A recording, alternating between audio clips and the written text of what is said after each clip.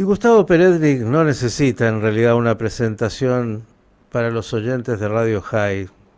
Un intelectual que usted conoce, un hombre que ha dedicado su vida al pueblo judío y al Estado de Israel y que tiene la gentileza de estar con nosotros en esta mañana. Gustavo, ¿cómo estás? Buenas tardes para ti. Hola Miki, ¿cómo estás tú?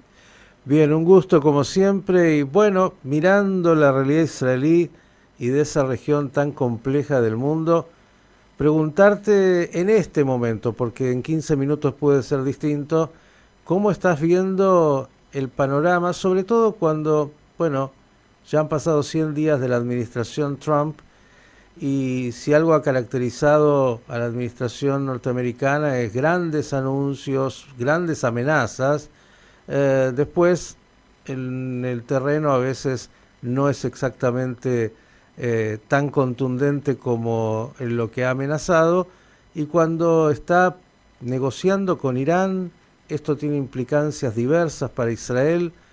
¿Cuánta autonomía tiene Israel frente hoy a la administración norteamericana? Digo, te planteo ya varios ejes como para que comiences a, bueno, compartirnos tu mirada. Sabés que lo mejor para entender cualquier situación es contrastarla con otra posible. Y en este caso tendríamos que agradecer día y noche por el hecho de que nos salvamos de Kamala Harris, que era un peligro existencial para Israel. Tuve oportunidad, creo que también, de conversarlo contigo. Eh, Ahora, Juan, tú has preguntado varias cosas acerca de Trump. No coincido en que hay tantas amenazas o anuncios grandilocuentes. Es apenas 3 meses de gobierno ya ha producido un gran cambio en el mundo. En cuanto a Medio Oriente específicamente, yo creo que el gran fruto lo vamos a ver la semana que viene con su visita a Arabia Saudita, que sí viene acompañada de grandes expectativas a las que me sumo, porque probablemente ahí se dicte el comienzo de un nuevo Medio Oriente. Pero la autonomía de Israel es plena, eh, a diferencia, otra vez, del régimen del gobierno anterior en Estados Unidos, que era un embargo permanente de armamentos y exigencias a Israel y limitaciones a Israel y un proyecto a largo plazo que tenía poco que ver con la seguridad de Israel. Ahora se han levantado todas esas barreras. Estados Unidos está del lado de Israel claramente, y no solamente Estados Unidos, con él, yo diría que cada vez más países, lo que no hubiera ocurrido si Trump no fuera presidente. Pero básicamente soy muy optimista. Si otra vez comparamos la situación en la que estamos hoy en día con la situación de Israel y de la guerra hace un año, eh, es sencillamente incontrastable la mejoría que ha habido. Sin el régimen de Siria, sin el Hezbollah, vencido el Hezbollah, eh, prácticamente vencido el Hamas, allá las posibilidades de liquidarlo enteramente están limitadas porque tienen secuestrados y eso hace que Israel tenga tanto cuidado en marchar a una victoria completa y efectiva. Pero con todo, Irán es sumamente debilitado, pero muy debilitado. Israel le ha destruido sus posibilidades de defensa aérea. Así que da para estar para ser muy optimista con respecto a la situación. Gustavo, dijiste, además de Estados Unidos, muchos países que se suman. Eh, la impresión a veces es que no es tan así, que Israel está bastante aislada, excepto, bueno, algunos países como Hungría y algunos otros, pero no es que hoy, sobre todo en Europa, tenga una posición demasiado de demasiado afecto a las posturas, porque incluso vinculado con la administración norteamericana, también con Estados Unidos, Europa hoy tiene una crisis. ¿Qué países son los que te parece que se suman? Primeramente, los países de Europa Oriental están dando un cambio clarísimo en favor de Israel. En segundo lugar, en Latinoamérica. Desde donde me estás hablando hay un gobierno que jamás ha manifestado la Argentina una amistad tan férrea para con Israel. Pero es cierto lo que dices, que depende un poco del partido que está gobernando. Yo en realidad no sé si dije países, debería haber dicho sociedades. O digamos, cuando digo países no me refiero al gobierno, me refiero a los países. ¿Y cómo se ve esto?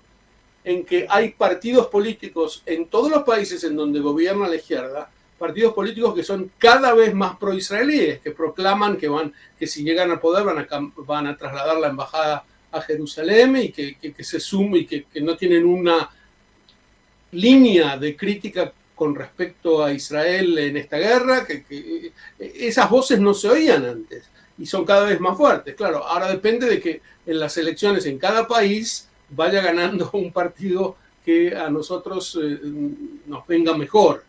Pero las sociedades están cambiando. Digamos, dije países, no me refería tanto a los gobiernos, así que tu puntualización es al lugar. Bien, y cuando hablamos de este Israel que plantea como un ultimátum hasta, bueno, que Trump termine esta gira por Arabia Saudita y Qatar de arrasar Gaza. También surgen voces diversas, también dentro de Israel, algunos que plantean reasentar Gaza, conquistar Gaza, y la postura de Trump, que fue en su momento y apoyada por el gobierno de Israel, de exiliar a los gazatíes a otros lugares en el mundo. ¿Cómo ves esto en términos de la política del Medio Oriente y también de lo que hace la sociedad israelí internamente? Gaza no tiene solución sin la emigración voluntaria de su población, porque cualquier otra solución ya fue intentada muchas veces. Hay quienes vienen y sugieren que Gaza sea reconstruida y que otra vez esté en manos de UNRWA, la educación fanática al odio, y que otra vez generen grupos terroristas que quieran destruir Israel. Esto ya ocurrió desde que Gaza estuvo, entre comillas, autónoma, independiente. La población gazatí fue envenenada por décadas debido a la obra judiofóbica de las Naciones Unidas, por décadas. Cuando alguien pregunta, bueno, pero también pasaba en Alemania y hubo una final reconciliación, hay una gran diferencia.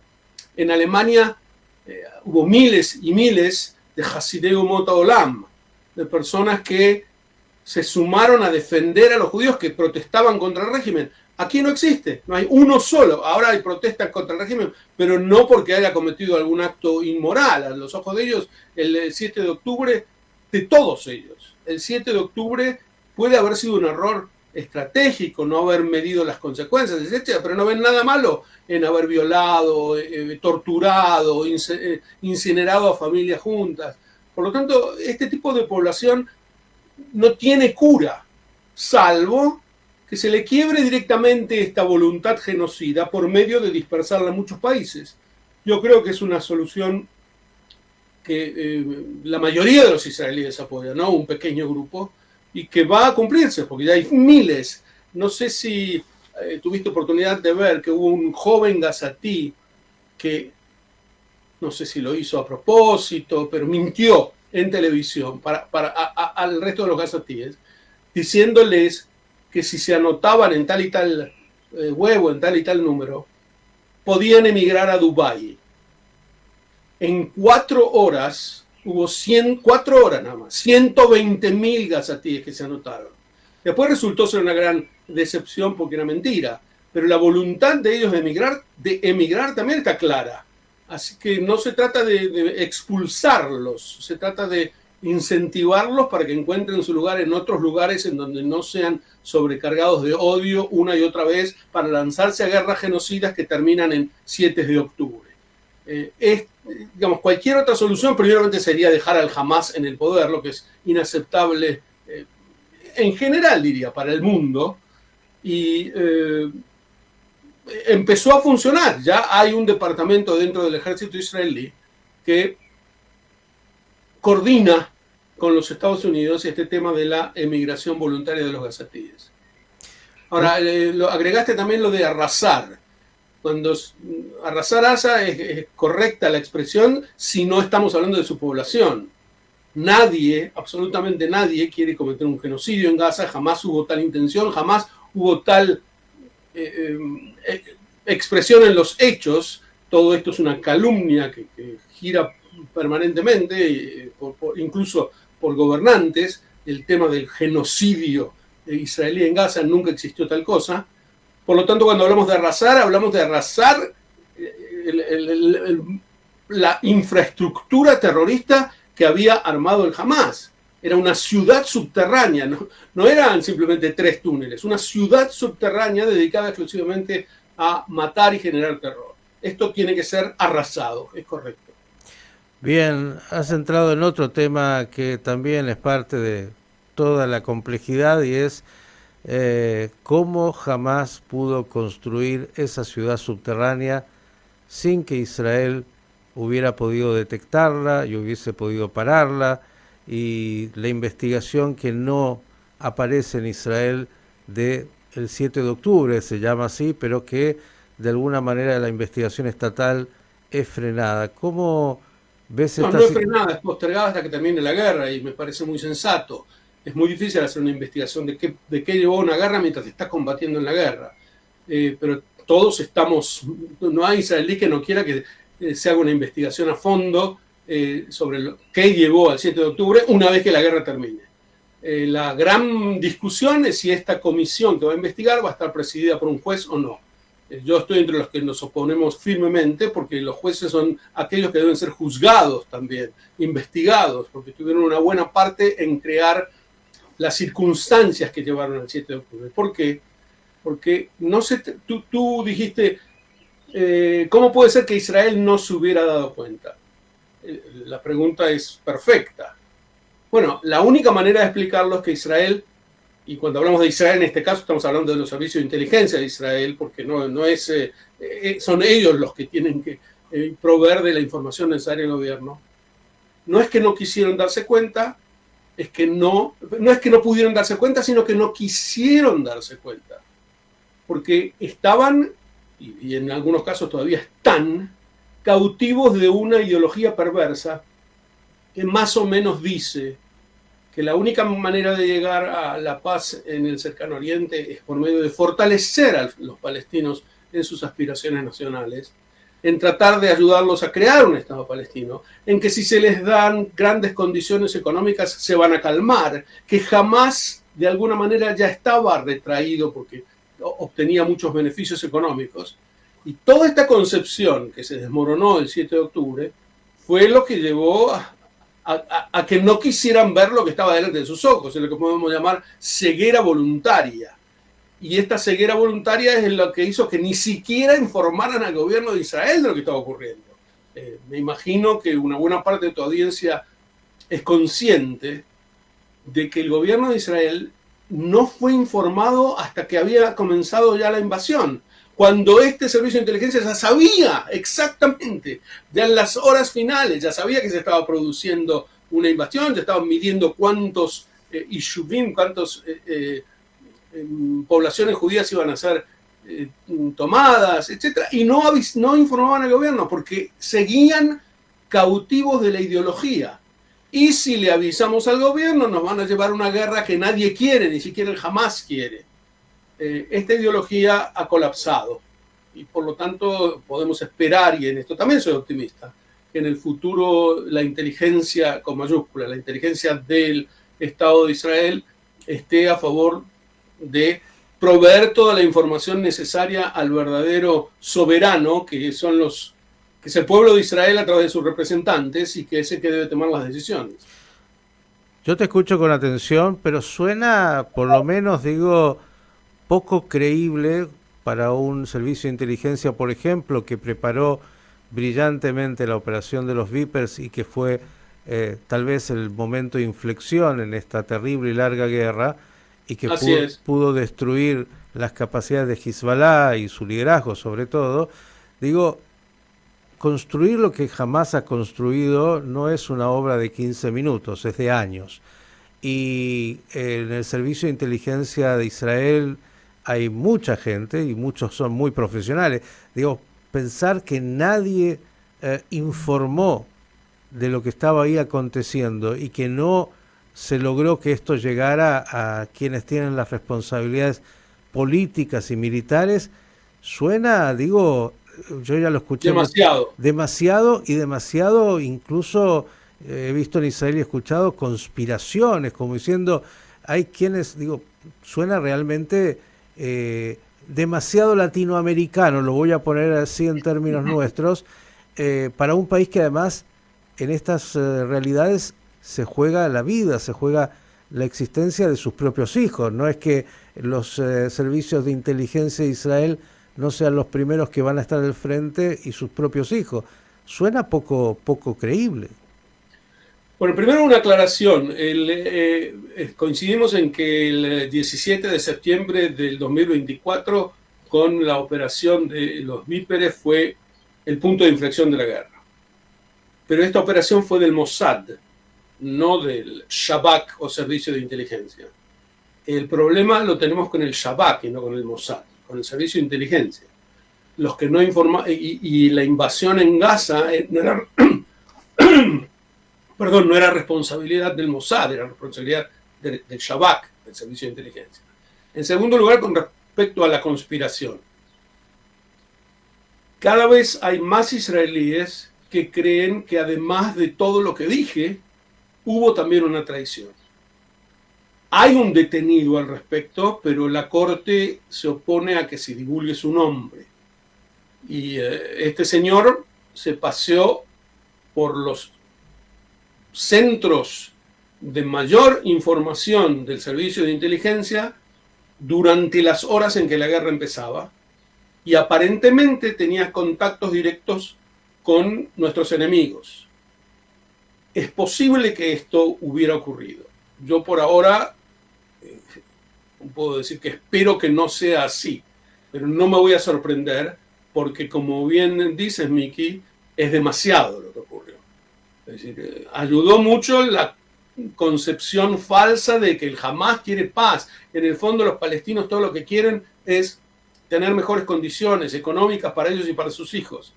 Esto fue el clima general, pero además había una actitud de oposición al gobierno, de ver que el gobierno de Israel, democráticamente elegido, ocupaba más el lugar de enemigo que los propios palestinos, como suena de extraño, pero así fue, así lo declaran algunos de los jefes que precedieron al actual jefe del Servicio de Inteligencia. Sabrás, yo cuando digo sabrás es porque no sé si toda tu audiencia está informada al respecto, que el jefe del Servicio de Inteligencia, Ronen Bar, que es el máximo responsable de lo que ocurrió y que tenía toda la información y no transmitió, no solamente no la transmitió el gobierno, no la transmitió a los soldados que estaban durmiendo en sus camas y ahí fueron asesinados, no transmitió esta información para que interrumpieran de inmediatamente el baile en el Nova, digamos, no hizo nada con esta información. Cuando el 8 de octubre tendría que haber renunciado inmediatamente y haberse callado la boca hasta hoy. No solamente no lo hizo, sino que cuando el gobierno israelí decidió despedirlo de su cargo, se parapetó en que él no se mueve. En estos momentos estamos en una situación muy delicada en el que por suerte ella puso fecha para su partida.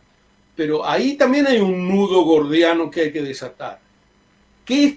¿Por qué está tan desesperado en que la investigación se empiece a hacer antes de que él parta para poder salir ileso de una culpa que a todas luces se puede notar? La gran pregunta es si esto incluye o no traición.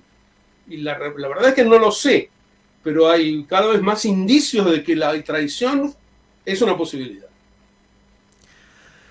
Bien, veremos qué dicen los libros de historia en el momento en que se escriban, pero claro que sí, de una tragedia enorme que viene viviendo Israel hace 1 año y 7 meses y todavía sin terminar de resolver. La última en 1 minuto. Claro, se habla mucho de la visita de Trump a Arabia Saudita y las posibilidades de que Arabia Saudita finalmente normalice las relaciones con Israel. Algunos dicen lo que falta es que Israel anuncie que en algún momento, por lo menos en la visión de Israel, reconocerá la posibilidad de que se conforme un Estado palestino. ¿Qué dices al respecto? No, esa posibilidad no existe. No existía hasta antes del 7 de octubre y después del 7 de octubre sería un acto suicida. Los palestinos no pueden ganar absolutamente nada de esta guerra genocida que iniciaron. Nada. Darles un Estado palestino en respuesta a la agresión es como haber, digamos, no sé con qué compararlo, pero es como a un secuestrador que mata parte de esos secuestrados y después le otorgas un departamento para que viva bien y esté más tranquilo. Ahora, los acuerdos de Abraham a los que Arabia Saudita se sumaría, y no creo que se limite a Arabia Saudita lo que van a anunciar a partir del jueves, va a ser una extensión mayor, pero los acuerdos de Abraham no ponen ningún condicionamiento. En ningún momento se vincula la paz con Israel a la situación de los palestinos. Sí lo hacen en discursos, en votaciones en las Naciones Unidas, pero en los acuerdos no hay nada de esto y creo que no lo va a ver en el futuro tampoco. Bien, ustedes lo han escuchado, como tantas veces, Gustavo Perednik con definiciones muy contundentes respecto de Israel y la región. Gustavo, agradecerte y que tengamos buenas noticias. Ojalá esto que ha dicho Donald Trump, que trae grandes noticias, se terminen de concretar. Abrazo y hasta la próxima. Igualmente, gracias, Miki. Gustavo Perednik, aquí en Pensando en las Noticias.